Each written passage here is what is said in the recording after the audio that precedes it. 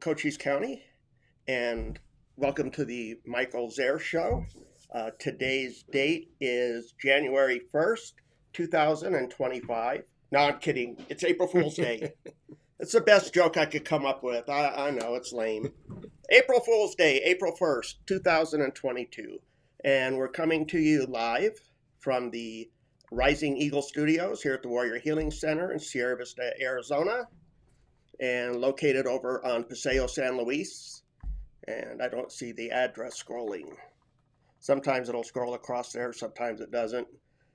1831 Paseo San Luis is the address down here. Today, my special guest veteran is Mr. Bob Bockert. Did I get that right? You certainly did. Now, just so the guests out there watching, I had to write it down phonetically because I didn't want to screw it up. So I don't know why, but sometimes I think it's good to embarrass yourself. And that way, when you can laugh at yourself, then you can laugh at others. Is that correct? That's correct. Okay. So, Bob, thank you for joining us this morning. I really appreciate you coming in down here. One of the first questions I always ask my guests, and again, I like to give props to Josh Mayer if he's watching, because he's one that kind of gave me these really great questions that I could ask. What is it that inspired you to join the United States military, and what branch did you join? Well, I joined the United States Army.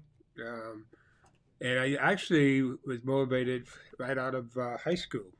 I graduated from Parkland High School in Pennsylvania, and it was something that was motivated at an early young age.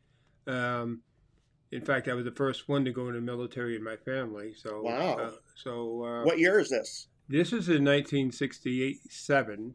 Okay. So knowing that Vietnam was hot and heavy at that particular time was kind of a motivation too, but it was something inside of me that was planted, and I never intended to go into the Army for all 20-some years, but it happened that way. When you didn't get drafted, I'm guessing then. Yes, I had a draft notice in one hand, and I knew what that draft notice meant, but I decided to sign up for a career that would help me. I have talked to so many fascinating veterans, and I love doing this interview. And many of them have shared their experiences with Vietnam and have said that when they got their draft notices that they decided if they were going to go in, they wanted to go in on their terms. Is that kind of how you were looking at it? That's exactly what I, thought about it for a long time. And I said, you know what, I'm going to have a choice. And I chose to come in under not the draft, but enlisted. Right. And we did just celebrate Vietnam Veterans Day. What's it officially called? Like Welcome Home? Welcome Home. Welcome Home. And that was Tuesday, March 29th. That's correct. And they did that at the Veterans Park. It was a very nice ceremony that they did down there. So you went ahead and enlisted. You were living in Pennsylvania at the time. Where did you go for basic training? Fort Jackson, South Carolina. Oh, so you're on the East Coast. Yes. And tell us a little bit about what that was like for you. Well, being grown up in a Pennsylvania farm, and really the first time I was really outside of the state of Pennsylvania is taking a bus down to Fort Jackson and getting off of Fort Jackson and saying, okay, what did I get myself into, first of all? And, but you know what? I'm so grateful for, the military because there's a commonality built in. Right. And even though it was tough, and, I was in B41. You've seen the rest, and I'll see the best. Yep. Is what our motto was, and it was tough. Seeing the rest, see the best. Yes, indeed. And so I like that. So that was kind of a motivation throughout my military career. Believe it or not, that's why it still hung with me. And I really enjoyed the military. Military from that point on was, even though basic training was tough, a lot of lonely days and nights. Right. And back when you were in basic training, they could do, the drill instructors could do hands-on, and they did the live fire, right? When you were like out on the range and Out on stuff the like range. that, ducking under the wire and all that. Yes, indeed. Because that's another thing that's just fascinated me about the military and basic training is how it's changed so much over the Hmm. years. Yeah. And then it went to where they couldn't touch the troops. And now I think it's to the point where they can't even yell at them. Yeah. I don't know. I Okay. need to get somebody in here that's been through basic Yeah, recently. I tell you, an incident that happened at Fort Jackson. Those people that have been at Fort Jackson would say, "Okay, with the tank hill," and so we had one day we were marching back from a bivouac or something with our rifles, and all of a sudden somebody said something or did something right, and they made all of us drop down, and we low crawled up the tank hill, Oh my! and so in our fatigues and everything else, and running in our combat boots at that particular time, which is something different in the Army today. Right. So there's a Pretty lot. good. I'm taking that tank hill. Sounds like it's a pretty Yeah, steep incline. it was a good hill. Yeah. Oh, So when you finished basic training, and that was for how many weeks? 8? 13 weeks Oh, at that time. 13 weeks Yeah. at that time. Okay. Yeah. So after basic training, where was your advanced I training went at? to Fort Monmouth, New Jersey.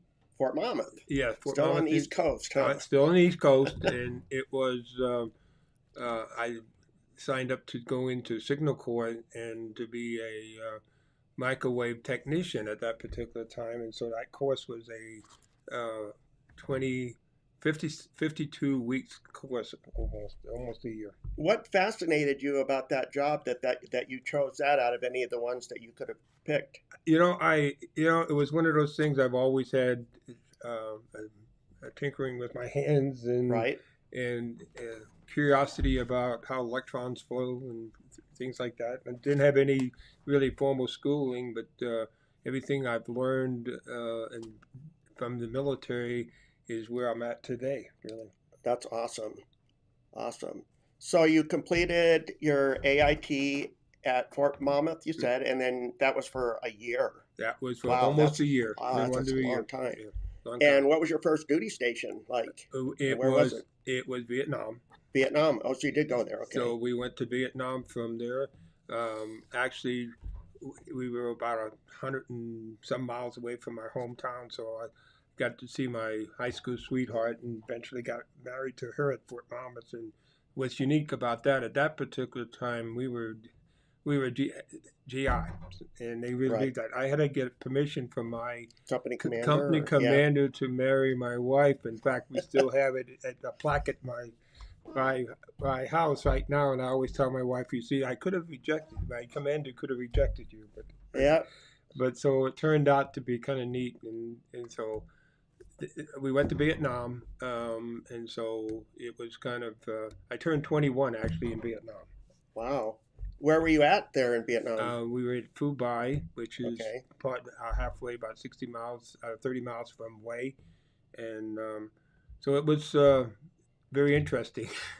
We got quite a bit of rockets coming and missiles and things like that that hit the ground, but it was kind of strange and scary, and there again, it's really all that stuff going on you and seeing different things was just kind of scary, and something that I guess it still lives with you your whole life. What kind of daily routines did you have while you were there? Well, we had a daily routine was If you had any. cold showers every morning. Yeah. We had cold showers, and we were providing long line communications, so we had the 361st signal out of Dubai there, and it was very. We had daily exercises, PT that we would do, and Okay. walking back, and of course we had guard duty at that time. That was kind of guarding our perimeters, and building sandbags was one of the highlights of our Oh yeah. time frame over there. But it was looking back on it. Some of the people we met there and some of the friends we made out of that was just longtime friends. Some people we lost during that time frame, and Right. it's I'm thankful. You know, I just remember coming back from Vietnam. We flew back into Washington, Seattle, and it was not a welcome committee there. That we walked through the airport there and got spit in our faces and stuff like that. So it Yeah, was I heard about that so from other Vietnam veterans yeah, that were there in what was that Fort? yeah. Oh crap, I can't think of it Fort now. Lewis. Fort Lewis, thank you. Yeah, Fort Lewis.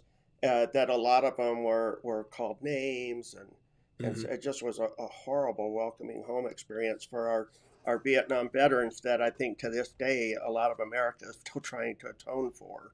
Yeah, but I know you can talk to all the vets. We live in a great nation, very thankful for our nation, and I'm very proud. And I would not do anything different in my choosing to stay in the military and volunteering to go in the military, knowing I had a choice. Hmm. But my whole life was built around that now, and I'm thankful for a country that we live in, and proud to serve it. And I Well, think we do now. I got an opportunity to give back to some of the community that our community, and to our nation.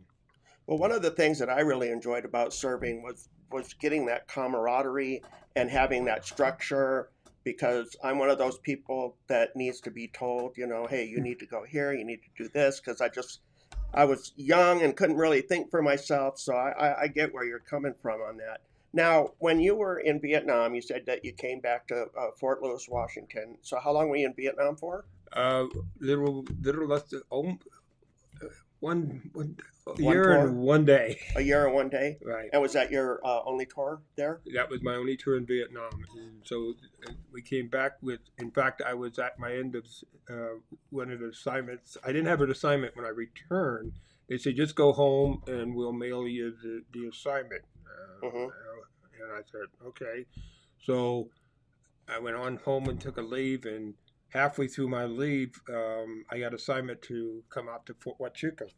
Oh wow! And I said at that particular time, we had a 6 month old baby boy at that time, and saying Fort Huachuca. So we packed everything we had in a station wagon and left Pennsylvania with my wife and uh, 6 month Six old month old child. son, yeah.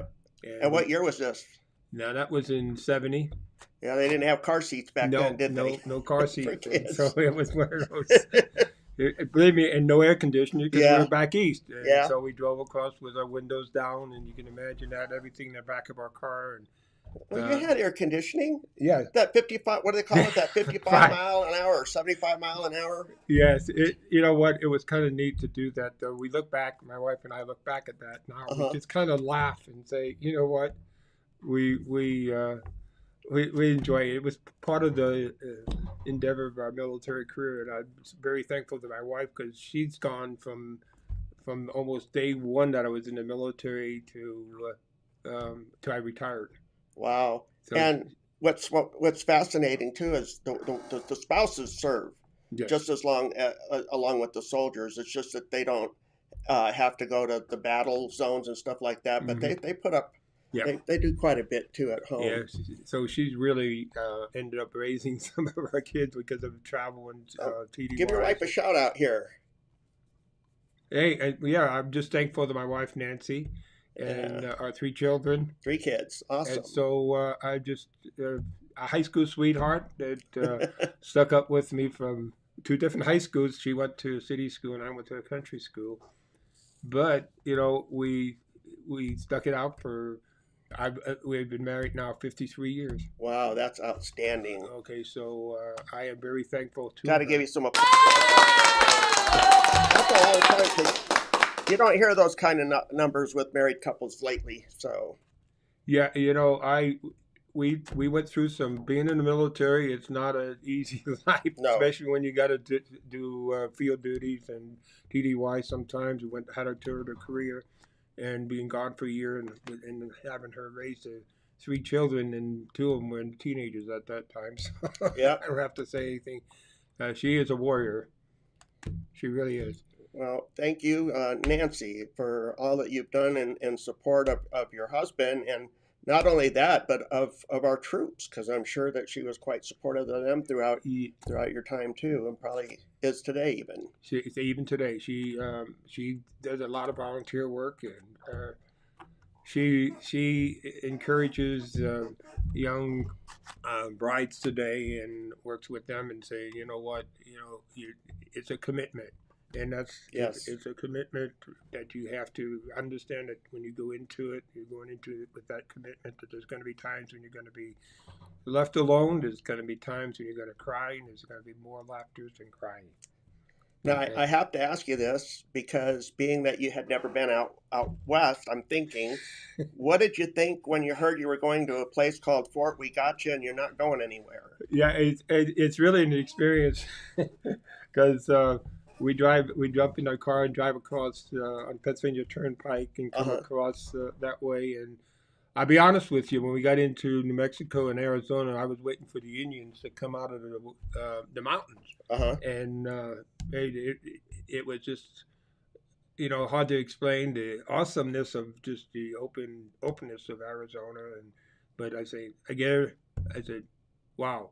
Now I had a choice. I was not at that time. I was still finishing up my 3 years, Hmm. and so we got in Arizona. I said maybe we shouldn't stay in the army, but Arizona is just desolate at that time, especially when we come down to Fort Huachuca and we come into Fort Huachuca here and say, and it was only 2 lanes at that particular time coming in, and we looked at Fort Huachuca and there was a STRATCOM patch for those people that been Yes, before behind the hospital. behind the hospital, Yep.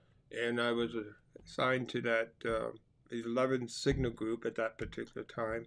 And I said, "Wow, what did we get ourselves into?" And 7th Street was the end of Sierra Vista, Fry Boulevard. Fry Yeah, Boulevard, and so you we did thought, get here early. "Wow, we're saying what do we get into?" But you know what? 6 months into being here, we loved the place, Yeah. and we said, "Okay," made some decisions to stay in the military, and um, with the rest is history.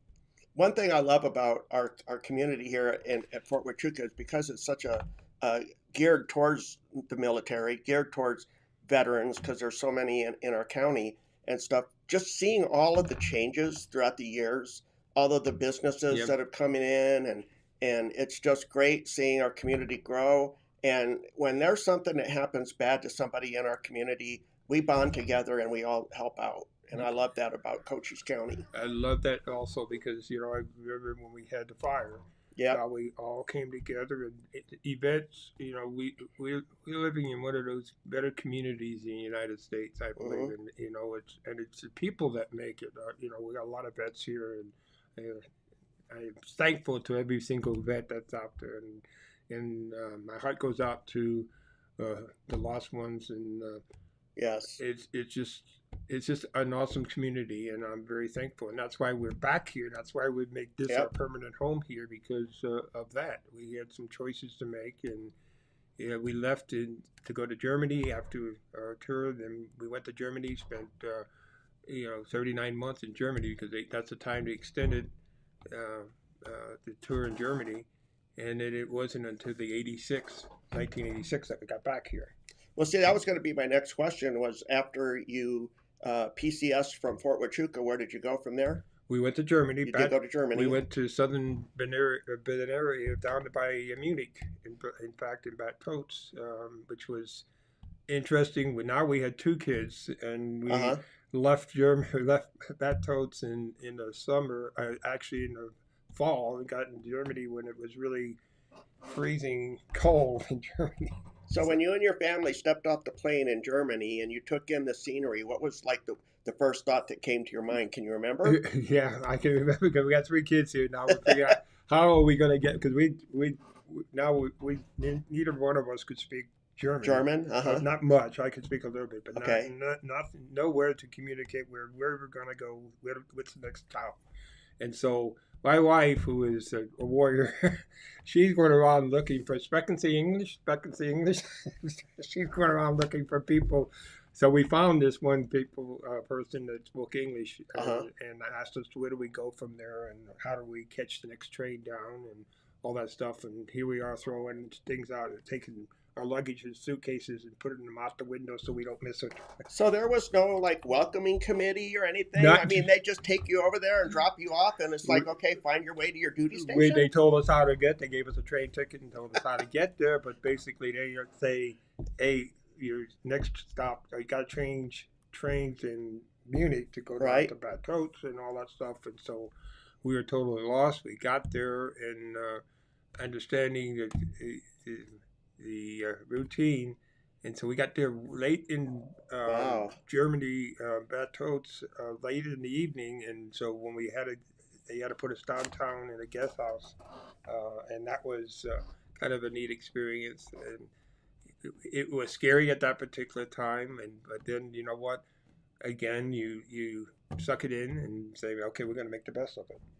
I remember when I flew into Tucson, getting assigned to Fort Huachuca.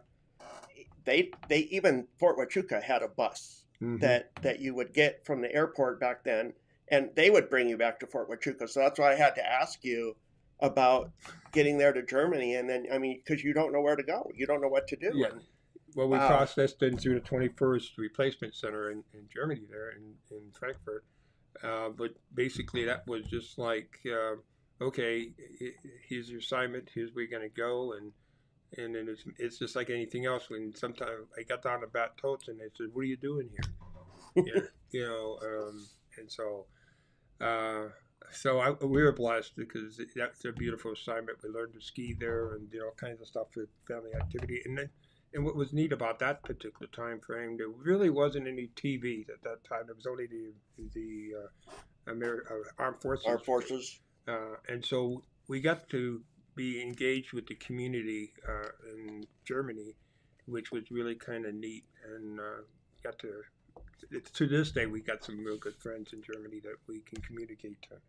Is that what it's like in Germany when people are stationed there? There's a lot of close-knit military community type stuff? It is kind of really neat we had some friends that we made in the military that are still our good friends. And because you got to, rather than sit down and watch TV, you got to, exchange and talk and play card games and different things like that, which was kind of neat. And did you stay on the economy when you were there, or because they didn't have base housing, right? First month we lived on the economy, and then we finally got housing. We were fortunate because both of us. Both times to Germany, we had concurrent travel where I could take my family with us. So we were kind of fortunate. That's one thing. I never had the fortunate opportunity to go there, but I've talked to a lot of friends and veterans that have been to Germany, and they say that the quarters aren't like American quarters. Like you don't have closets. Yeah. And I guess that's why they have those shrunks, right? And I guess everybody that's been to Germany, when they come home back to the States, everybody has a shrunk, it seems like. Yeah, it's kind of that and a cuckoo clock. And a cuckoo clock, yeah. Okay, and so it's kind of really neat to do that. I mean, like I said, we came back from Germany, and then our kids were older. Now we have 3 kids. So you either bring a cuckoo clock back from Germany or another child. Okay. And you chose... we find a cuckoo clock back and a child. And a child. So that was our 3rd child there. And so your 3rd child was born in Germany? Yes, indeed. Wow. Bad Totes, and she was born in... she was fortunate because she was actually born early. She was only 2.2 pounds when she was born. Wow. And she's a miracle baby. What year was this? No, this was, she was born in 72, I think it was. Okay, 73. yeah, so that was back in the days when they didn't have the NICU and stuff that they have now and all that. I was thankful to the German economy. They evacuated her into a German hospital in Munich, and she was there for 45 days. But thank goodness that thank God that everything worked out fine. And what are your 3 kids' names? Give them a shout out. So yeah, it's my oldest son is Keith, and he is in the Border Patrol. He's a K-9 handler in the Border Patrol. Oh wow, where's he at? He's in Casa Grande. Okay. And so he's doing very proud of him. My little daughter is Jennifer. She is here and lives in town. Okay. She is a champion also. What does she do? She is she works for a lawyer here in town. Okay. And then my oldest daughter, youngest daughter, she is no longer with us. She passed away Oh, I'm at sorry. I didn't age know. 35. I'm sorry. I didn't So know. no, that's fine. That's fine. One of those hard things in life, but life goes on, and we're Right. so thankful for her, and she's in our hearts every single Yeah. day. Yeah. So really good. So and her name is Angela, Angela. Mm. and then my wife, and then now we've got five I grandkids. was going to ask you next. Okay, we have five grandkids, and we have five great grandkids. Believe it or Wow. not. No, great grandkids? Come Yes, on. indeed. We're growing up. We got Wow. married when we were young, very young, Right. 19, and so my wife was I was 20. My wife was 19, and my son got married when he was young, and so we kind of are blessed. Now we get to see our great grandkids grow up. Isn't it fascinating? I mean, it blows my mind, but then again, everything blows my mind. But I just love how the concept of family is. You Mm-hmm. have your parents, Mm-hmm. and then you're born, and then Mm-hmm. you get married, your kids, and then grandkids, and then great grandkids, and just seeing the circle of life and the process and how your name or your genes or your family heritage are passed down. Yeah, it's amazing, and now why we need to understand why the family structure is always being attacked in our community, society, and across the world, because it's a bond that is, if it's broken, it can really do some damages, and that's one of the concerns that I really had. And we pray for our families every single day, and we pray for one another every day, because I believe that's the only way to look forward to it. Right. Yeah, I go to St. Andrews, and they're a lot of Christian churches are big Mm-hmm. on family, but Right. yeah, there's prayers for the family a Mm-hmm. lot, and I love the first of each month when Father Greg will go out and say who's celebrating anniversaries and Mm-hmm. ask how many years, and you always hear 35 years, 40 years, 45. I mean, it's just, and I think that belief in God and Christ Mm-hmm. and just it helps to solidify your marriage. Yep. And even when you're going through those tough times like we were talking earlier, Mm-hmm. knowing that you can work through these things and that God has your back. I mean, Yeah, that's awesome. We look back at the time that in fact, some of the good things that came out losing our daughter. My wife is now a grief counselor, and she has an opportunity to reach into this community and help people. And she's got like eight of them that she meets on a regular basis with them right now. And everybody's got a little story, and it is a healing process that we all have to go through.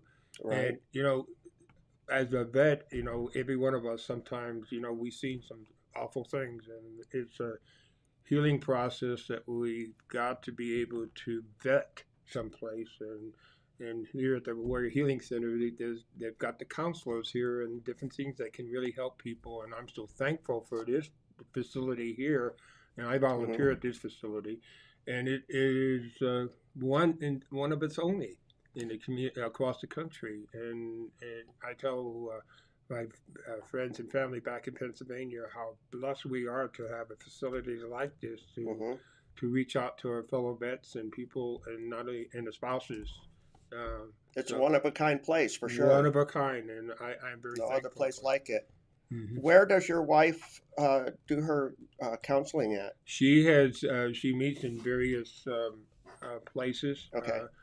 Mainly our headquarters is out of her home, Oh, believe okay. it or not, and then she gets together and works with them. So anybody out there who really needs some help with that area, just feel free to give us a call, or my wife a call. And, I was going to ask you about that if there was any contact information that we could put out, and I could maybe put it out in the contacts, or if you want to put a phone number out there, anything for anybody that might be, yeah. with the grief. Okay. Well, yes.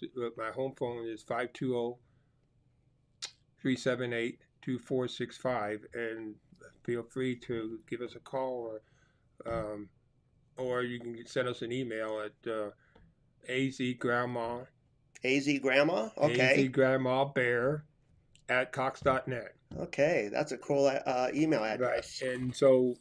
And then because of all the things we went through, I ended up getting my pastor's license also. So part of that is Really? Where do you pastor at? we have for 35 years, almost 36 years going on, we have been gathering in our home Okay. and doing some one-on-one ministers, and there's like 15 to 20 of us that meet on a regular basis. And so there was a need to go through and get my pastor's license. That's one of my side jobs I actually do now to help out. In fact, we conduct a Bible study here at Warrior Healing Center every Wednesday. Oh, that's you.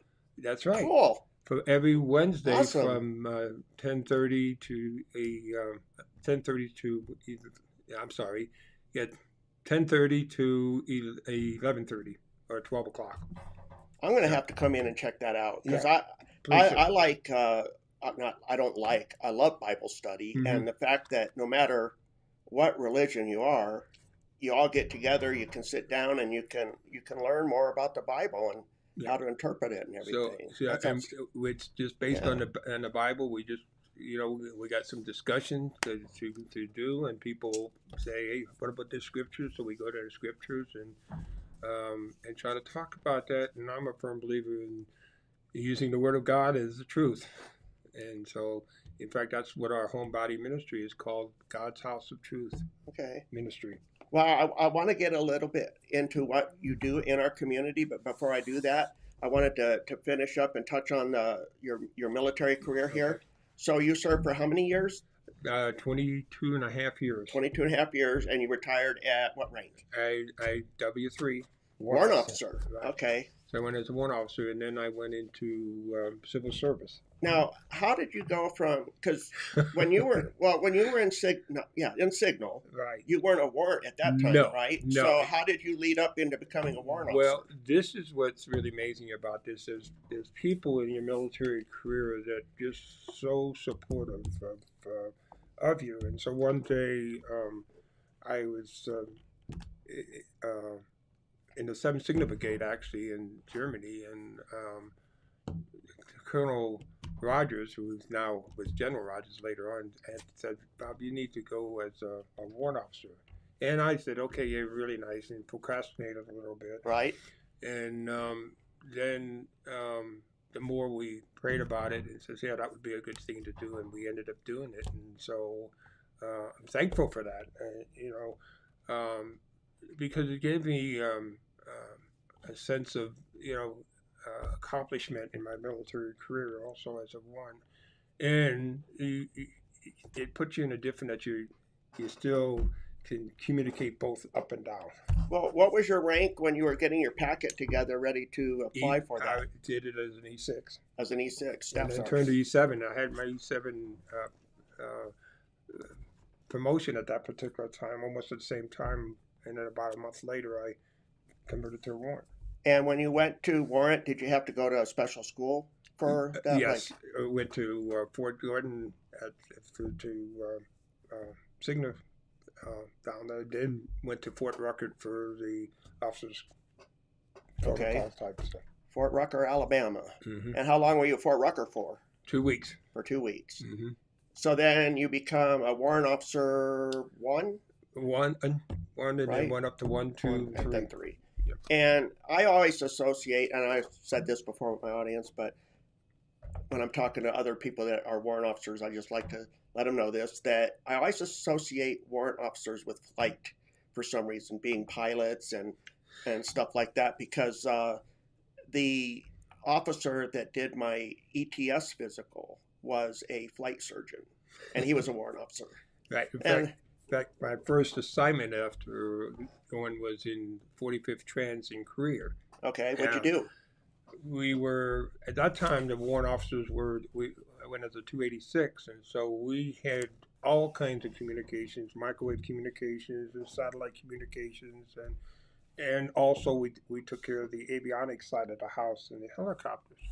So it was kind of my first assignment. It was in 45th Trans and working with all these helicopters and pilots, and here I am, it was had the maintenance shop there, and so it was kind of a unique experience and a challenging and dealing with pilots and weren't or we were just you got to establish yourself, and once when you establish yourself as knowing what you're doing, it's almost they take you under your wings and just helps you along. That's great. So in fact, that's one of the things. One of my hobbies during my career it was a basketball official and a softball official. Okay. So I did that also. Did you do that here in our area? I certainly did. You know John Goodman? Yes, I do. Do you? Okay. Yeah. So I ended up calling state championship games here in Arizona. And very cool. And both in softball and basketball, and so I'm grateful for that because it's when it's just like when the Army became a work, right. It was time to get out. Officiating became a job, then you just kind of do it. But it was a nice release too. It was nice relief, and but it was very challenging, But it's also kind of shaped how you see life sometimes, and it was. Kathy wants to know if you still do the officiating. No, I gave it up about 2 years ago. Oh. So maybe 2.5 years ago when it's only not because I can't do it anymore. It's just that it started taking me away from my family more and more because I could call a basketball game almost every night, and so I said, right. Wait a minute, it was just too much for that in the family. So, again, we touched on that you retired Army, that you retired as a Warrant Officer 3. Mm-hmm. What of your entire career, what was your favorite duty station that you served at? Well, I'm going to tell you what, I went, we went to Battoads. I would say that's our highlight of assignment. There was people that had never been in the Southern Bavaria and saw Battoads and how... And where's this? The heart of, 42 miles south of Munich. Okay. It's right in the heart of the Alps. And all right. At that time, that's the same place where the 10th Special Forces were. And we had to wear orange scarves. And those people that understood that you're wearing orange scarves and you're sitting there with the 10th Special Forces who are a Green Beret, and you pay your tolls. In other words, you are not the most popular one on the base there, but it's also a lot of fun, and you learn to get your standard up to their standards, and then you're home free. What was it about that place that made it your favorite that stood out? Was it like the scenery? All the scenery, and then it was just catering towards it. It's one of the places, only one of the places in Germany that had an indoor swimming pool assigned on the military installation, and the assignment was really a good assignment. I was an instructor there at the Signal School for a while, so that made it also rewarding.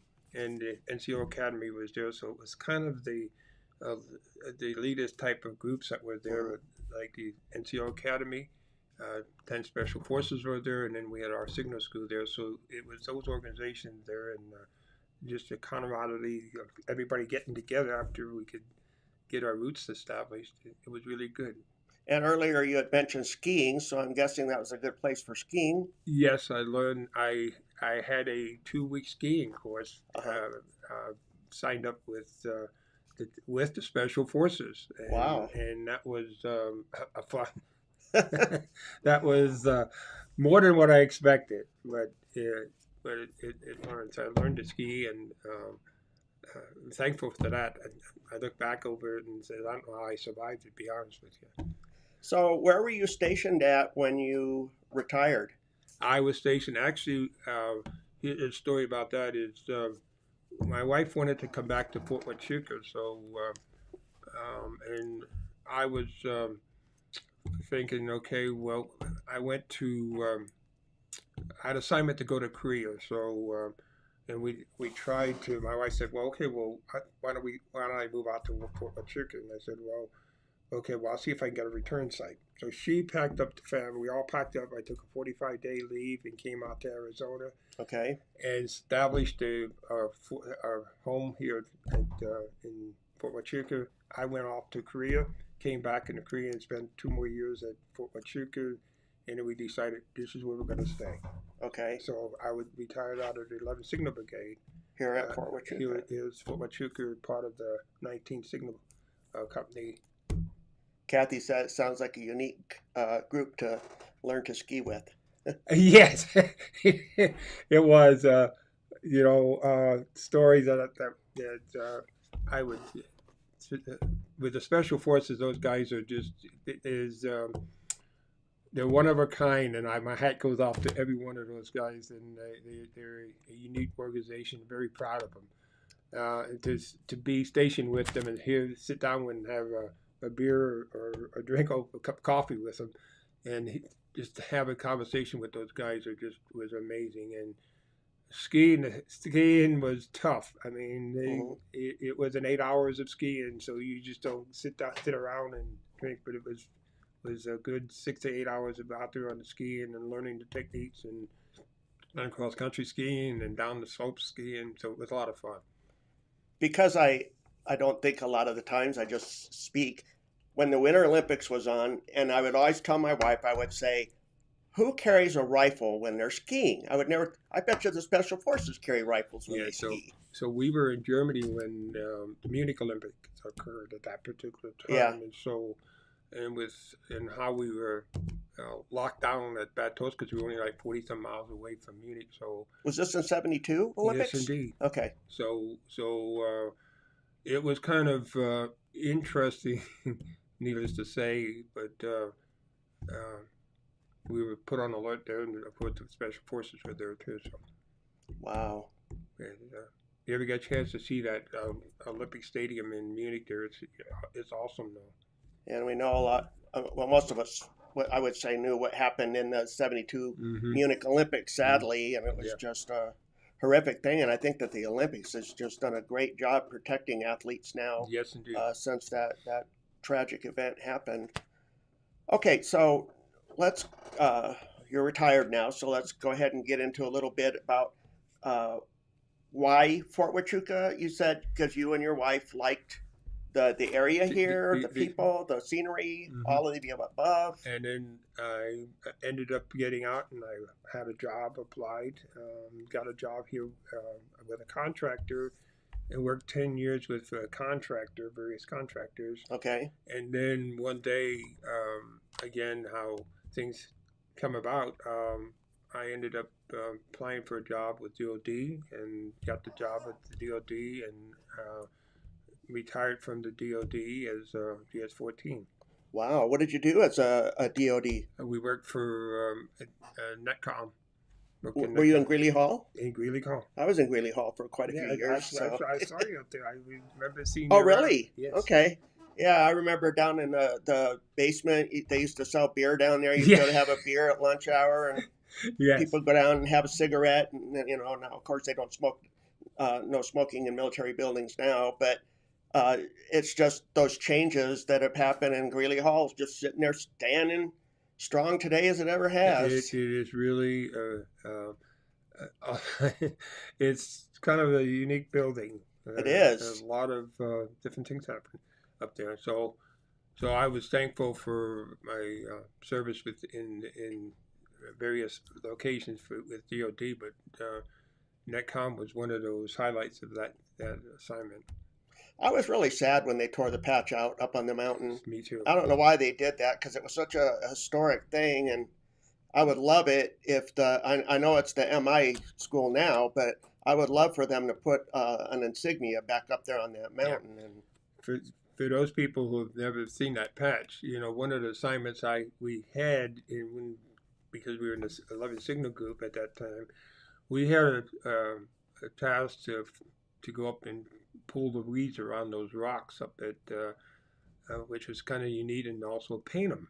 And right. So that was to keep us occupied. That was one of our side duties that we had to do. Police call on Patch Mountain. Police call on Patch Mountain. Very good. So you retired as a GS-14 Department of Defense civilian, Hmm.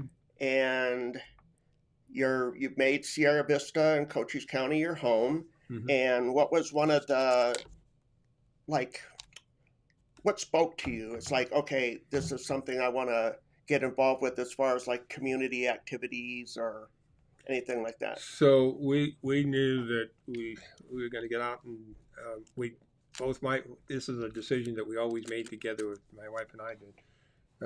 Is we said, okay, now it's time to give some things back, and to the community and to our nation.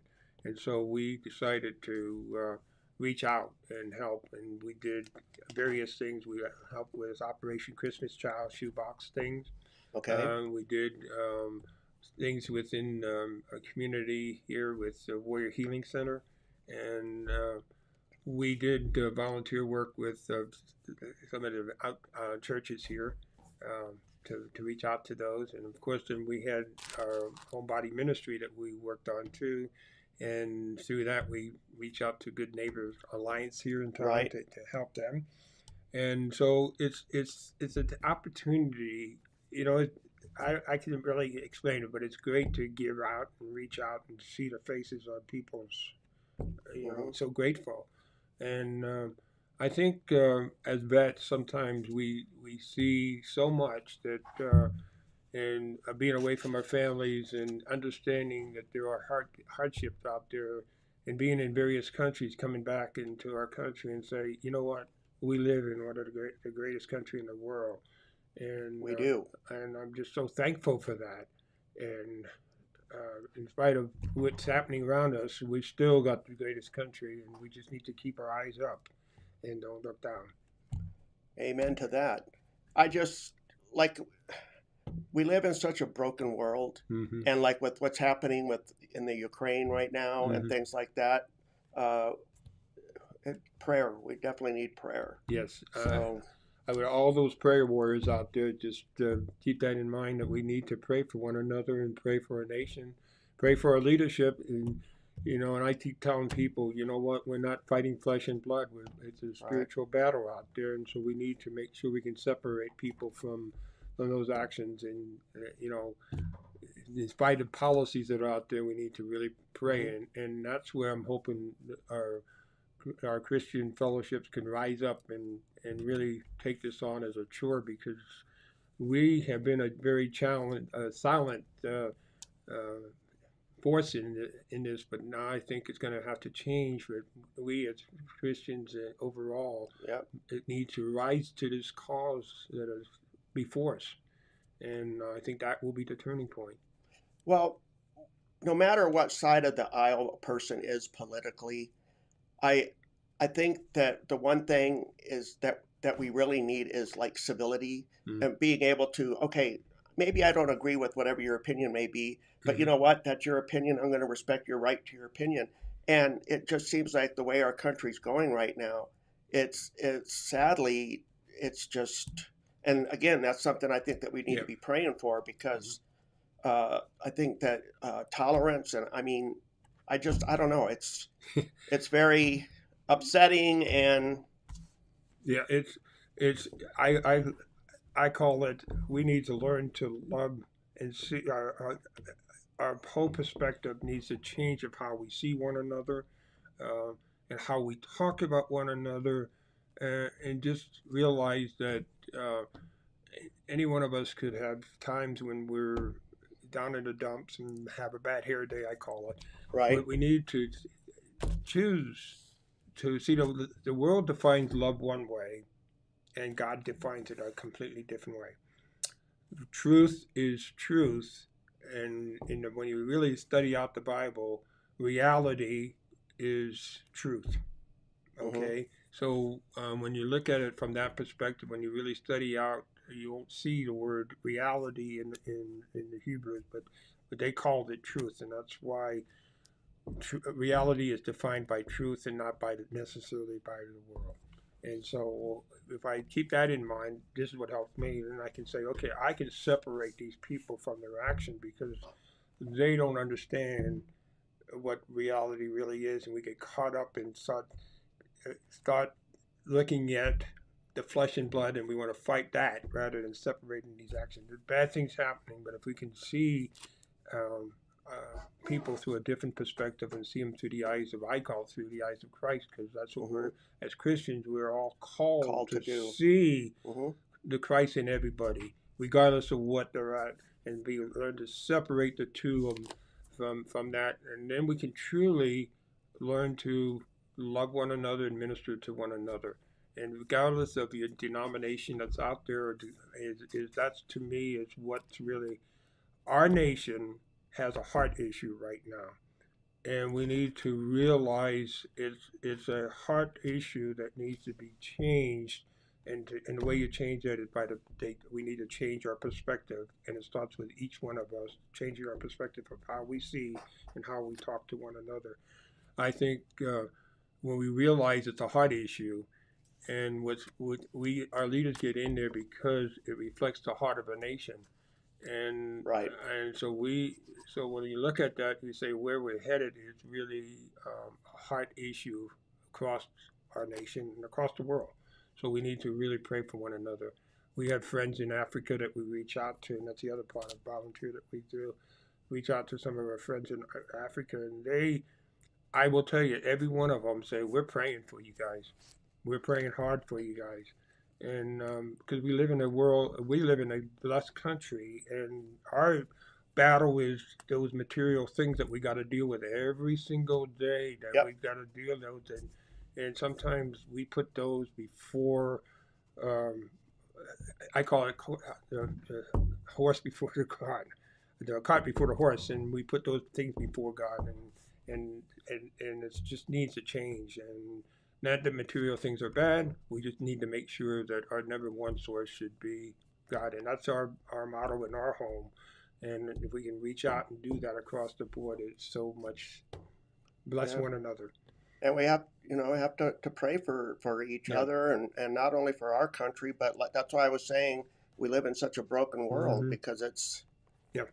and it's God is so amazing. Jesus is so amazing that I can't even begin to imagine or think on his level or what heaven's like or any of that. So you know what? I just don't. I Yeah. say leave it up to God. Yeah. That's Exactly right.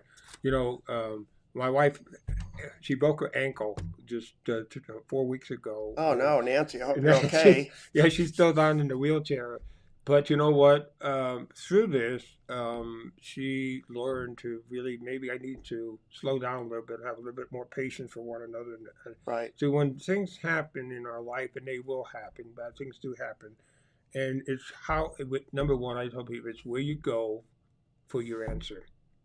Okay, what's your source of strength? Is it the situation? Is it yourself?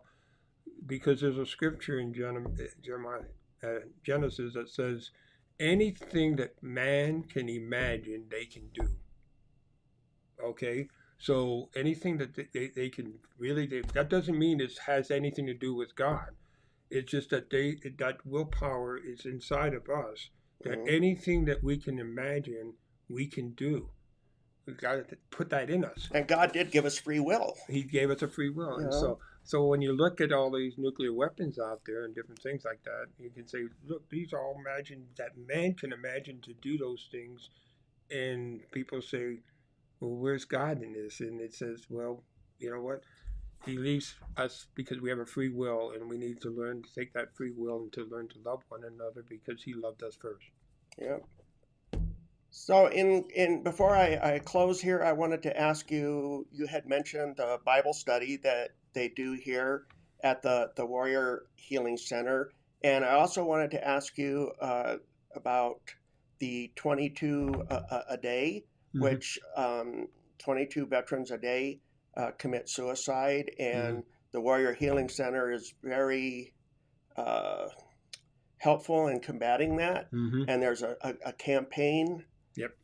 to combat that. It's called Kathy. If you're watching, if you could type it down there in the comments, I'd appreciate it. It's like 22 a day, I think, or something like that. So if you're watching this and you feel like I've said this before in other broadcast, but if you're watching again and you feel hopeless, you just feel lost or whatever like that, come to Pastor Bob's Bible study here at the Warrior Healing Center. Get involved with this 22, Mm-hmm. 22 a day. Do something to get involved. Yeah, I support the 22 a day because the suicide rates are, we've had suicide personally in our family, not any of our relatives, but friends, and that we've known. That I had one that we wrestled with a young man on. We were wrestling in our living room on a Sunday night, and Monday morning he committed suicide, and I will never forget that, and how that happened. It's just I look back and say, "Where's the sign? What did we miss?" And we just got to reach Right. out. And It, what was the trigger? I mean, to be able to what? go from that happiness and Mm-hmm, that joy that he was sharing with you that mm-hmm, night, and then the mm-hmm. next morning that despair and hopelessness. So So I mean, there are hurting people out there, and if you're hurting out there, reach out to people. And this is a great place to do that here, and with no strings attached. I mean, there, you know, been around people my whole life, and you know people that their hearts are sincere. And I will tell you, the people that are working here at the Healing Center that I know personally, are their hearts are out and wanting to help people, and it's a cause that is deep rooted in their heart, and I'm so thankful for that. And so don't don't believe that, hey, you can handle it yourself. Every one of us need help in some way, and it's just, there's three things in this world that the Bible talks about: the lust of the eyes, the lust of the flesh, and the pride of life. And pride of life is what people prevents them from really reaching out sometimes, saying, I can handle this, I can do it. Well, you know what, that's where we have a community, and that's why we need one another, because we cannot do this by ourselves. and I can guarantee you, when you walk in the front door of the Warrior Healing Center, you're going to be greeted with a smile, with a good morning or a good afternoon, Amen. and a welcome to the Warrior Healing Center. And every single person that volunteers in this building volunteers. That they don't get paid for it, and they do it. Why? Because they care about veterans. Mm-hmm. And what's the cost to the veteran when they come in and use any of the services here? Zero. Zero. That's exactly right. You know what? And really, what you get is a smile. Yep. And even if you need a hug, the hug is there. And a handshake. And a handshake. We do handshakes, COVID or not. We do handshakes. And we don't have a mask policy. So, Bob, thank you so much for sitting down and sharing your story with us, sir. It was very enlightening. And again, please join Bob again for your Bible study. And that's on what days again? Wednesday? It's on Wednesday. Wednesday? From 10:30 to 12. And like I said, it's not any type of, it's not affiliated to any church, any denomination. And it's more of a discussing, exchanging, and we get into the word and prayer. If you need prayer, by all means. To me, prayer is a strong point in our life, and so often is we neglect that. And that's the last place we sometimes go, but it should be our first place. So welcome again. Just if you got some information, you can call the Warrior Healing Center. It's on their calendar, and we're always there. And if you need some counseling, just loss of spouses or a loved one, reach out to these people that will help you that. And do you have Bibles that you provide if people don't have their own Bible? We have Bibles yes, indeed. Okay. I don't have any particular Bible personally. Right. Versions of them. So just bring a Bible, because I believe that the Spirit of God can interpret anything that we have. Yeah. So. And I'm going to come and check it out. I'll make that promise to you. So okay. That way you got it right here on air. So. All right. We don't turn away anybody, and the challenge is to get that word in us. And so that gives us an inner strength, because what we all need is to work things from inside out rather than outside in. Just the opposite of what the world does. They take it and work outside in make you feel good by performance, and the Word of God makes you feel good from inside out. And that, to me, is where our strength is, because the word tribulation means pressure, and so I've always told people if the pressure that's within inside of you is greater than the pressure outside, you won't be crushed. And so that's an important part of my life, and I'm a strong believer in one-on-one type of ministry. So, amen to that. okay, Again, Bob, thanks so much. Can you stick around a couple minutes sure. here while I do these events that we have coming up for the Warrior Healing Center? Starting off with no Hot Soup Friday is no longer going on. I will keep you updated on the next event food-wise that they're going to be having, because the Cooks Group is still planning something on that.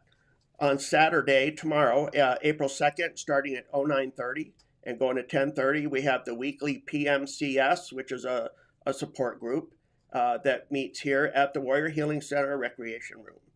On Tuesday, April 5th, starting at 0900, going to 1200, and then 1300 to 1600 hours, we have the Healing with Art, and it's going to be piano hinge books, and that will be here at the Warrior Healing Center conference room, in the main conference room. Also on Tuesday, April 5th, starting at 1800 hours, going to 1900 hours, is the Hero Paws Service Animals Support Group. And the last one I have on here that I want to put out real quick is on Thursday, April 7th. This is a first-time event, something that they're doing to get something started for veteran-owned businesses. There will be snacks provided for those veterans and their businesses that want to that want to come, is what I meant to say. So again, Thursday, April 7th at 17:30, it will be the veteran-owned business meet and greet, and that will be here at the Warrior Healing Center in the main conference room. And the goal behind that is to give veteran-owned businesses a voice and some ideas of some of the things that maybe the Warrior Healing Center can do to help promote their businesses. Or I don't want to say too much because I don't want to give away anything, or commit Kathy to something and Tim to something that they're not. So anyhow, I would highly encourage people to check that out if you have a veteran-owned business. So once again, Bob, can't thank you enough so much for joining us this morning. Everybody, have a good day, and be leery. It is April Fool's Day today. Bye.